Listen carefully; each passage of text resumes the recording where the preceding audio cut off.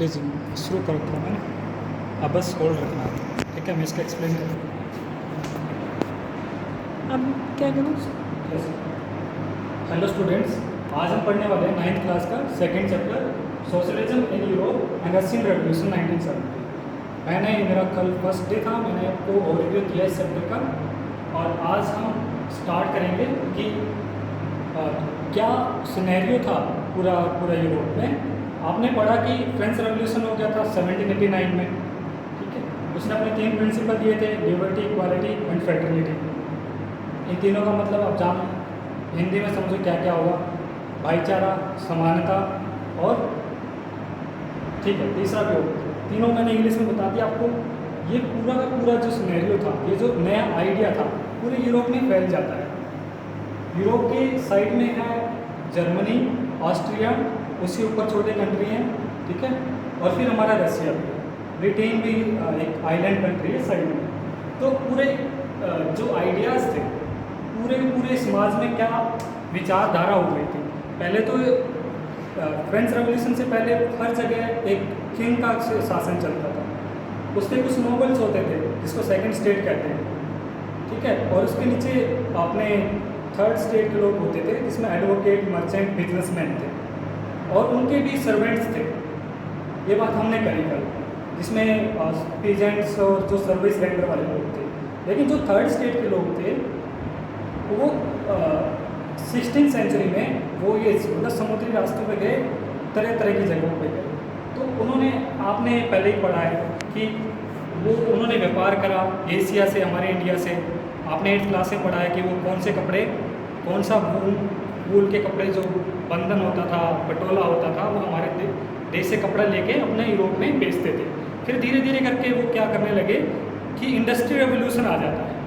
वो सबसे पहले ब्रिटेन में आता है, जिसका शासन पूरे वर्ल्ड में चल रहा होता है, ठीक है। फिर वो धीरे धीरे करके फ्रांस में भी आ जाता है, जर्मनी में भी आता है। तो इसका मतलब क्या हुआ कि वहाँ पे उनके लोगों के पास इंडस्ट्री आ गई, ठीक है। इंडस्ट्री आने के बाद क्या होता है कि वो लोग वहाँ पे एक नंबर एक बात, अब वहाँ पे जो लोग यहाँ पे व्यापारी बन के आए थे, वहाँ पे उन्होंने इंडस्ट्री लगा ली, उनके पास पैसे आ गए, ठीक है। एक पूरा सोसाइटी का जो बुना हुआ स्ट्रक्चर है, जो एक जो मतलब एक सिस्टम चल रहा होता है, किसी के पास एक बहुत ज़्यादा पैसे आ जाते हैं, मतलब क्लर्जी के पास इतने पैसे नहीं रहे जितने बिजनेसमैन के पास हो गए, मर्चेंट के पास इतने पैसे हो गए, ठीक है।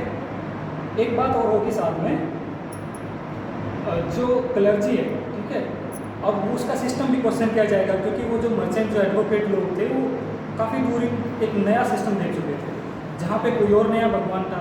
तो पुराने सिस्टम को क्वेश्चन करना स्वाभाविक था। तो सबके सब लोगों में ऐसी ऐसी जानकारियाँ अवेलेबल होंगी पूरे यूरोप में, क्योंकि वो पूरे वर्ल्ड को ट्रैवल करके आ चुके हैं। वो उसका ट्रैवल करने का कारण क्यों था, क्योंकि बीच में एक ओटोमन एम्पायर था, मुस्लिम एम्पायर था, वो लैंड रूट से इंडिया आते थे एशिया में। वो मुस्लिम एम्पायर ने उनका रास्ता बंद कर दिया था, इसलिए वो जो अपने अटलांटिक ओशियन से उन्होंने समुद्री रास्तों की खोज करी। कोई अमेरिका पहुंचा, तो कोई एशिया पहुंचा, ऑस्ट्रेलिया पहुंचा, अफ्रीका गया, ठीक है। तो ये चीज़ें हो रही थी 17th-18th सेंचुरी में, ठीक है। 18th सेंचुरी में रशियन एक बार फ्रेंच रेवोल्यूशन होता है। फ्रेंच रेवोल्यूशन का आइडिया यूरोप में फैलते हैं। मैंने बताया कि वहाँ पे एक नया समाज का निर्माण होना शुरू हो जाता है। उस समाज के अंदर अब देखो, बहुत सारे लोग होंगे तो मतलब कुछ नहीं होगा, मतलब डिस्प्यूट बनते रहेंगे। उन्होंने एक सिस्टम बनाने के लिए एक इंस्टीट्यूशन का होना जरूरी है। इंस्टीट्यूशन क्या होता है? Group of people that work for the purpose. जैसे फिर वो गवर्नमेंट की बात करेंगे, तो इसी तरह से बहुत सारे लोग थे, तो उन बहुत सारे लोगों के नाम दिए गए। किसी को लिबरल कहा गया, जो ग्रुप के लोग जिन्होंने अपनी संगठन बनाया, ठीक है। उस संगठन का नाम भी हम बताएंगे, कौन से संगठन को कौन से लोग बनाएंगे। रेडिकल्स लोग थे, रेडिकल का मतलब भी होता है बड़ा उथाल वाला लोग, ठीक है। कंजर्वेटिव लोग थे, कंजर्वेटिव लोग में हम बताएंगे कौन से लोग थे। अब जो लिबरल कैटेगरी के लोग थे, लिबरल के लोग जो पूरे यूरोप में थे, वो लोग कैसा समाज चाहते थे? ये सेकुलर नेशन। सेकुलर का मतलब होता है कि यहाँ पे जो क्लर्जी, जो चर्च था, वो स्टेट के मैटर्स में बहुत ज़्यादा इंटरफेयर करता था। तो वो जो सेकुलर, यहाँ पे इसका मतलब रिलीजन से नहीं है, वो चाहते थे कि स्टेट अपने काम देखे, जो चर्च है, जो क्लर्जी क्लास है, वो अपने चर्च के काम देखे, वो हमारे स्टेट के पॉलिसी में इंटरफेयर ना करे। मतलब रिलीजन जो स्टेट के काम, एडमिनिस्ट्रेशन का काम होता है, उसमें बिल्कुल इंटरफेयर ना करे। लिबरल्स लोग ऐसा चाहते थे, ठीक है। और वो सेफगार्ड ऑफ इंडिविजुअल राइट्स होते हैं, जो हमारे पास फंडामेंटल राइट्स होते हैं, तो हम कुछ फंडामेंटल राइट्स होने चाहिए। पहले यूरोप में बॉन्डेड लेबर होती थी, मतलब कि जैसे जमींदार में हमारे पास काम करने वाला होता है कि वो बिना पूछे सिटी में नहीं, दूसरी सिटी नहीं जा सकता, दूसरे लेबर के काम नहीं, दूसरे मालिक के काम नहीं कर सकता, ऐसे लैंडलॉर्ड होते थे। तो उन्होंने, इन लोगों ने क्या बात करी कि भाई इंडिविजुअल की कुछ राइट्स होने चाहिए, ठीक है, वो अपनी मर्जी से कहीं मूव करे, मतलब कुछ फंडामेंटल राइट्स दिए जाने चाहिए। ये लिबरल्स ने बात करी, ठीक है। और उसने क्या बात करी, oppose uncontrolled dynastic ruler power, मतलब कि जो लिबरल्स थे वो जो डायनेस्टिक रूलर जो मतलब लुइस 14 का 15 का, उसने बिना ऐसे ही जो विंस क्या बोलेंगे अपनी मर्जी से ही अमेरिका की सहायता करी ब्रिटेन के अगेंस्ट, क्योंकि ब्रिटेन की और फ्रांस की राइवलरी थी, उसने इसलिए अब दोस्त का दुश्मन का दोस्त दोस्त होता है, ऐसे ही कुछ होता होगा, ठीक है। तो इसलिए क्या हुआ कि यूएसए को सपोर्ट किया उसने, अननेसेसरी अपने पूरे कंट्री के रिसोर्स थे वो उसने वॉर में सारे के सारे डाल दिए, और हमारी इस कंट्री में बहुत ज़्यादा पॉवर्टी चल रही थी। फ्रांस में आपने देखा इसी कारण ही फ्रेंच रेवोल्यूशन होता, और कोई कारण नहीं था फ्रेंच रेवोल्यूशन होने का। तो उसने ऐसे मन मर्जी से कोई अपना वॉर नहीं स्टार्ट कर सकता है। तो ऐसे रूलर, ऐसी पावर को ये जो लिबरल्स थे उसको रोकना चाहते थे, उस पर अंकुश लगाना चाहते थे ये लिबरल्स लोग थे। They wanted full stop for ऐसी पावर, रूलर की पावर पे। तो third point, A well trained judiciary and elected parliament. Liberals क्या चाहते थे, एक वेल ट्रेंड जुडिशरी, कि भाई क्लर्जी को बिठा देते हो, चर्च का काम करने वाले को जुडिशरी में बैठा देते हो, नोबल्स को बैठा देते हो, वो तो ट्रेंड नहीं है ना। जुडिशरी का एक वकील होता है, एडवोकेट होता है, उसी को ये फंक्शन दो। ऐसे नहीं कि वो फिर अगर ऐसा इंसान बैठेगा तो अपने ही काम, अपने मतलब के चीज़ों पे फोकस करेगा। तो ऐसे बंदे को एलिमिनेट करो। इलेक्टेड पार्लियामेंट होनी चाहिए, जो गवर्नमेंट होगी लोगों के द्वारा ही इलेक्ट करी जानी चाहिए, ऐसे विचार थे लिबरल्स के। फोर्थ था इसमें, they were not democrat because they did not give voting right to vote. तो इन्होंने ये भाई डेमोक्रेट किसको कहा जाता है, जिसने सबको वोटिंग राइट दे दिया हो, ठीक है। तो इन्होंने सबको वोटिंग राइट नहीं दिया था, ठीक है। उसके बाद आता रेडिकल्स। अब यूरोप में दूसरे किस तरह के कैटेगरी के लोग थे, उसको बोलते हैं रेडिकल, ठीक है। इन्होंने ये क्या चाहते थे, government based on majority of population, भाई जो गवर्नमेंट बने वो सबके द्वारा चुनी जाए, ऐसे नहीं कि नोबल और जो प्रॉपर्टी वाले लोग हैं वही चुने, ऐसा नहीं होना चाहिए। Oppose privileges based on birth, इसने भी कहा कि भाई जो नोबल्स हैं उनके पास, उनके बच्चे के पास ऑटोमेटिकली वो आर्मी का गवर्नर बन जाता है, जो लैंडलॉर्ड का बच्चा है ऑटोमेटिकली उस प्रॉपर्टी का ओनर बन जाता है। तो ऐसे जो प्रिविलेज हैं जो जन्म पे आधारित है उनके ऊपर स्टॉप लगाया जाए, मेरिट के आधार पे राइट दिए जाने चाहिए। रेडिकल्स, एकदम रेडिकल का मतलब ही होता है कि भाई मतलब थाल कुछ बदल के ला देंगे लोग। तो रेडिकल्स कुछ ऐसे लोगों को मतलब जो बर्थ के बेस पे प्रिविलेज थे उन पर अपोज करना चाहते थे। किंग की मतलब जो बच्चा होगा वो किंग बनेगा, ऐसा नहीं, ऐसे सिस्टम को चेंज करना चाहते थे रेडिकल्स। इन्होंने वुमेन के वोटिंग राइट को सपोर्ट करा। इसमें वर्ड है वुमेन सफ्रेगेटी। सफ्रेगेटी का मतलब होता है जो वोटिंग राइट, ठीक है। वुमेन अपने मूवमेंट में बहुत ज़्यादा इन्वॉल्व थी उन दिनों में, तो उन्होंने वुमेन को सपोर्ट करा वोटिंग राइट के लिए। Radicals they were not against the property, private property, वो नहीं चाहते थे कि कैपिटलिज्म खत्म हो जाए, लेकिन वो जो कुछ ये चाहते थे कि भाई कुछ ही हाथों में प्रॉपर्टी ना हो। फॉर एग्जांपल चर्च के पास बहुत सारी लैंड ऐसे ही दान में रखी रहती थी, वो अनयूजफुल थी, वो अपने लिए खेती भी करवाता था कई बार लोगों से। तो चर्च काफ़ी अनएथिकल काम भी करता था, but that was hidden on the name of the there church board whatever, okay. और इसमें ओके कंजर्वेटिव, एक थर्ड सोसाइटी के लोग थे जिसको बोलते हैं कंजर्वेटिव। इसी कैटेगरी में सोशल, पूरे यूरोप में ही ऐसा नहीं होता, मतलब जैसे हमारा इंडिया में है, तमिलनाडु में कुछ लोग हैं, कुछ विचार, गांधी की कुछ और विचारधारा थी, भगत सिंह कुछ और विचारधारा के लोग थे, वैसे ही कंजर्वेटिव मतलब ये सारी विचारधाराओं के लोग हैं, आइडियोलॉजी इन सभी की अपनी अपनी, ये आइडियोलॉजी के लोग, ये कंजर्वेटिव वाले लोग कौन थे? ये लोग बिलोंग करते थे या तो क्लर्जी क्लास से या नोबेलिटी क्लास से।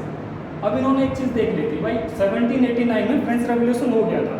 अब उस रेवोल्यूशन का तुमने फर्स्ट चैप्टर पढ़ा है, कितना हिला के रख दिया था पूरे किंगडम को। तो उन्होंने कहा कि भाई चेंज तो आएगा ही आएगा, अब आ रहा है तो भाई धीरे धीरे भी ले लो, एकदम जाएगी तो पावर अच्छा नहीं होगा। मतलब उन्होंने ऐसे कहा कि भाई देख, उन्होंने कहा कि जो चेंज आए वो स्लोली आए, एकदम चेंज नहीं आना चाहिए, वो गलत है। कुछ ऐसे ही इन्होंने अपने विचार रखे बड़े बुजुर्गों की तरह, कंजर्वेटिव लोगों की, ठीक है।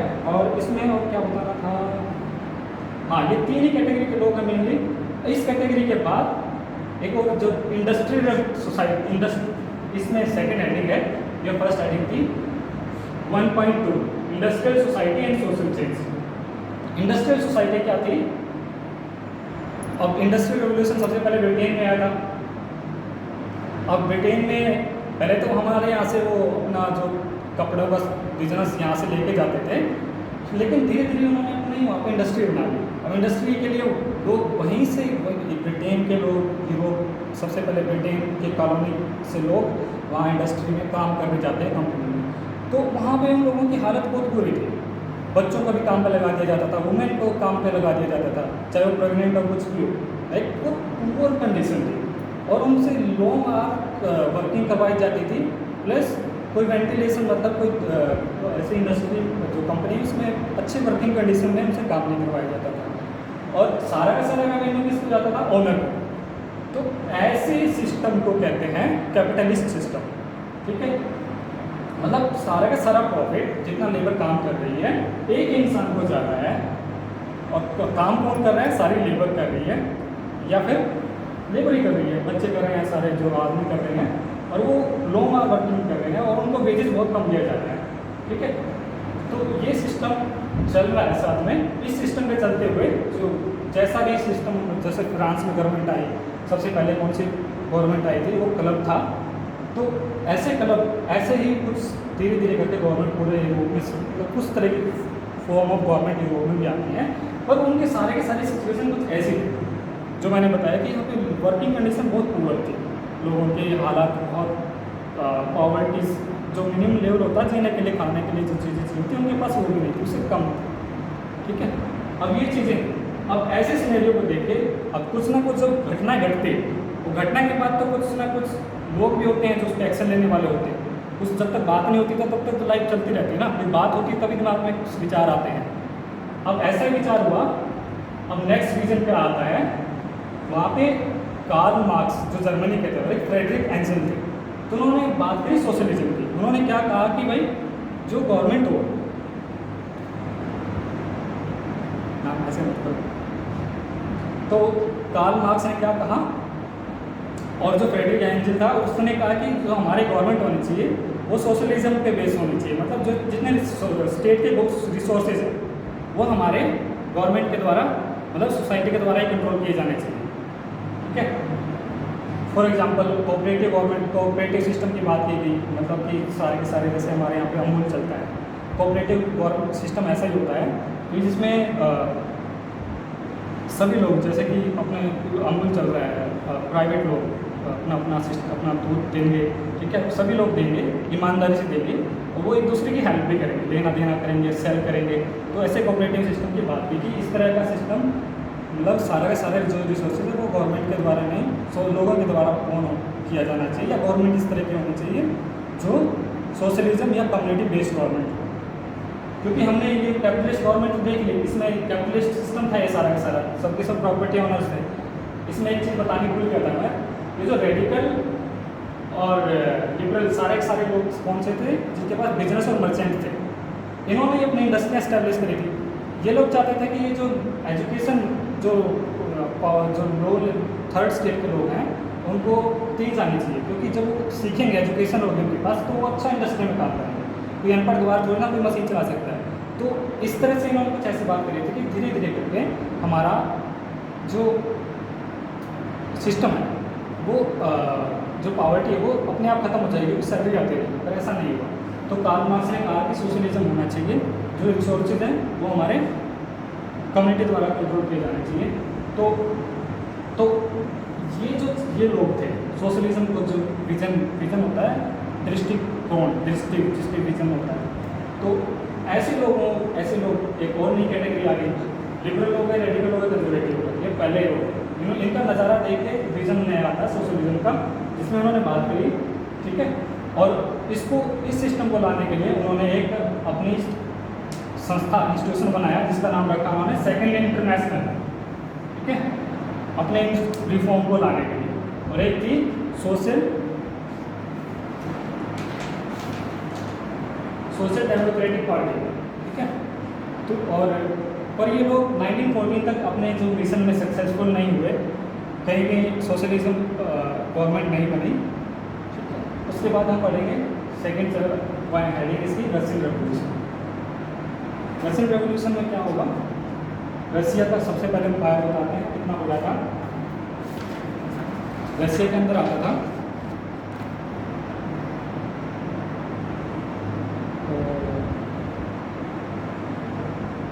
Finland, Latvia, Lithuania, Estonia, Poland, Ukraine, Belarus, ये सारे के सारे रशिया के पार्ट थे।